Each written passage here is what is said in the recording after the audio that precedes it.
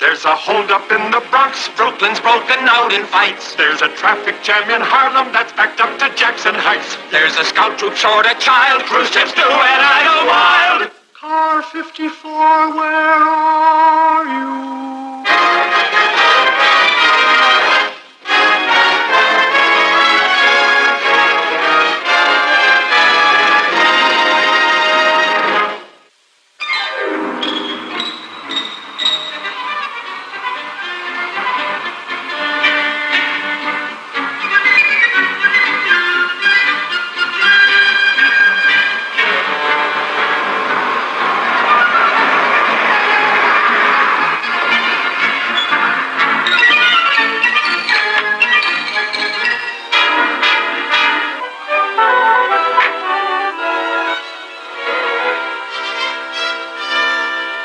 When are you going to get her out? When?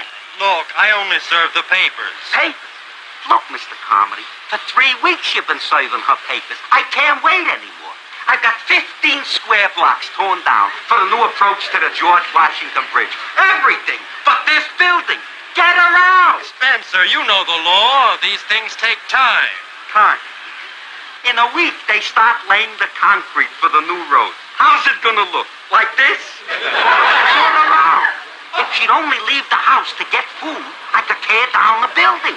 Where does she get the food? How should I know?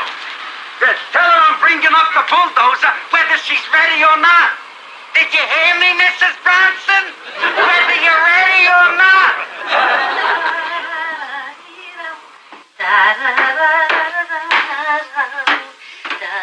Come in. So come in. The door's open. It's me again. Oh, Georgie, how nice to see you again. Why didn't you ring downstairs? Did. I guess the bell isn't working. I'll call the landlord. No, not a good it'll do. He didn't even send anybody about the leak in the faucet. Mrs. Bronson, please try and understand. There is no landlord. The city owns this building. Now, you can't live here anymore. Georgie, you look tired. Sit down. Have a piece of cake. Mrs. Bronson, I don't feel like eating cake. Oh, so you must have had some at home. You gave your wife the recipe I sent. And did you remind her of the brown sugar? Mrs. Bronson, I didn't come here to talk about cakes and recipes. I came here to give you this dispossess notice. Don't bother. I got already plenty. For you, I'll take it. This time I mean business. There's a crew outside waiting to tear down the building. Oh, you mean that Mr. Spencer with his yelling, get out, I'm coming with the bulldozers. It's his job. He's got a schedule. So, Georgie, tell me what's happening to the outside world. What's happening to the outside world? I'll tell you what's happening to the outside world. I've got a chief down at City Hall that's going crazy. Mrs. Bronson, you've got to get out of this building in 24 hours. That's a 24-hour notice. Nah, they all say 24 hours. But this time we mean it. I'm going back to my chief and tell him that this is it. Oh. Here are the groceries you told me to get. Oh, sentimental times, huh? And you found a honeybird salmon. You're a doll. We got to get her out. Doesn't she understand what dispossess notices are? What court orders are? She understands, all right. She knows that only with a sheriff's order can she be physically removed. Don't talk about physically removing anybody. The newspapers will murder us. The Citizens Committee is fair play for Mrs. Bronson. How much time have we got? The Highway Commission wants her out by Friday. The Highway Commission. Look, I don't want to pass the buck, but this is their job. Benton, we're geared for this sort of thing. No trouble at all. Ellison, here's the city condemnation eviction case. Have her out in 24 hours. She's out. Good. I said 24 hours. That was 3 days ago. We've heard her argue, and on top of that, the Public Works Authority has been on my back to get her out. Public Works, this is their job. Get me Commissioner Brady, Public Works. What's that on your lapels? Cake crumbs. Brush them off. Hello, Brady. I got something that's yours. Now look, Mrs. Bronson. Mr. Birchfield spent a whole week with you trying to explain. What? Yes, he brought me a piece. Yes, it's delicious. The police have roped off the whole neighborhood. The police. Excuse me. Get me Deputy Commissioner O'Malley. No, there won't be any trouble. Well, 9 times out of 10, just the sight of a couple of our men in uniform, and they move right out. Right. Give me the 53rd Precinct.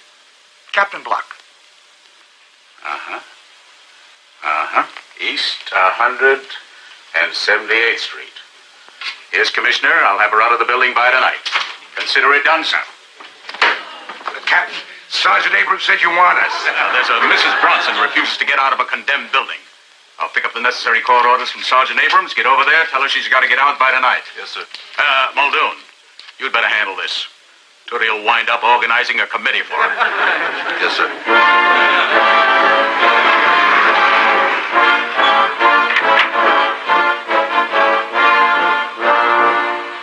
At last!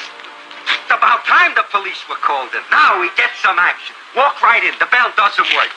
Goodbye, Mrs. Bronson. You're going, Mrs. Bronson. It's all over, Mrs. Bronson. Get the truck for her furniture. Start the bulldozers. Do something. What are you standing there?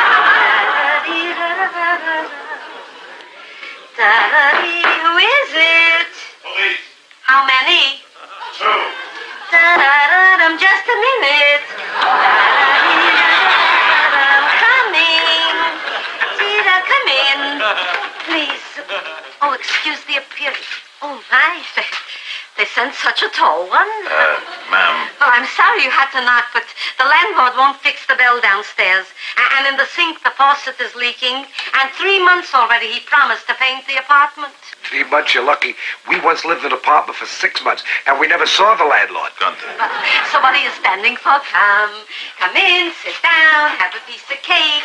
I'll make some tea. Ma'am, this isn't a social visit. We understand you refuse to move from this apartment. Who told you such a thing? You mean it isn't true? Oh, yes, it is true. Of course it's true. I just wanted to know where you heard. Oh, everybody knows.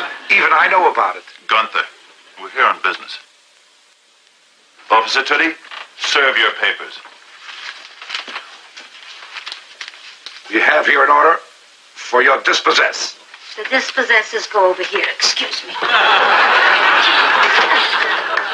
Immediate eviction order. The eviction orders I keep over here. Building code violation. The building code violations over here. Court order to quit premises. Quits it up here.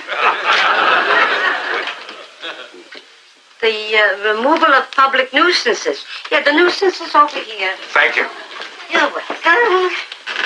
So, now, all the business is over. Now come, sit down, have some cake. I don't mind if I do. Mrs. Bronson, you don't seem to understand. You have to get out. The city has condemned this property. The city shouldn't be so quick to condemn. If the landlord would fix downstairs the bell and hear the leaky faucet and paint a little, I'd be perfectly happy. But there is no landlord. The city owns the building. You can't fight the city. Who wants to fight? I just want to save them a building. Bronson, we're only thinking of you. It's unsafe for you to live here. Yes, and who made it unsafe? Everybody coming up here and serving me papers? A fire hazard you made here. Mrs. Bronson, you live in a building that has 35 building violations. Isn't that a shame? Thank goodness I'm easygoing. I don't run around telling everybody how the city runs a building. Mrs. Bronson, believe me. If it was my cousin Celia, would you hear? Mrs. Bronson, you don't get the picture. This is the only house left. It's standing in the way of the new approach to the George Washington Bridge. Now, you seem to be an intelligent woman. Do you want to hold up progress? The approach is progress. Because some man in New York with Bermuda shorts and fancy socks wants to get to New Jersey 10 minutes faster to play golf, I have to get out of my house where I live for 4 years. Let him with the Bermuda shorts and the fancy socks get up 10 minutes earlier. Excuse me. That drippy faucet. Mrs. Bronson. Such a tall one. Gunther, you try. Try what? She makes sense. Oh, so everything is settled. Oh, so come on, sit down, have some cake. Yeah, sit down, Francis. Oh, the cake is delicious. Right, so you try a piece too. If you like it, I'll give you the recipe for your wife. Oh, he isn't married. Isn't such a tall one not married? A man with a steady job and not... I'm not married, that's all. He's not married. But he has time to sit around and talk nonsense about an approach to a bridge. Better you should think about an approach to a nice girl. He's a confirmed bachelor. Bachelor just hasn't found the right girl. My cousin Joyce, she's got a daughter, a jewel. 40 pounds, that's all she has to take off. Picture in there, yes. Mrs. Bronson, we have a job to do. We have to get you out of here. And if you're going to ignore court orders, then here's one you can't ignore. A sheriff's order for forcible eviction. Sheriff's order, those I keep with the silverware. Come, I'll show you. No, you won't. This one we're going to put through. And if you don't start moving voluntarily within an hour, the sheriff's coming to put you and your property out in the street. Nah, don't make jokes. Jokes? Now, look, too much education I haven't got. But New York politics, I know. This is an election year. And during an election year, they don't put a nice old grandmother with her furniture out on the street. The way the Democrats are worried this year about the Bronx, not a Jewish grandmother. Look, Francis, I like you. You're too nice a man to be blamed for toppling an administration. No.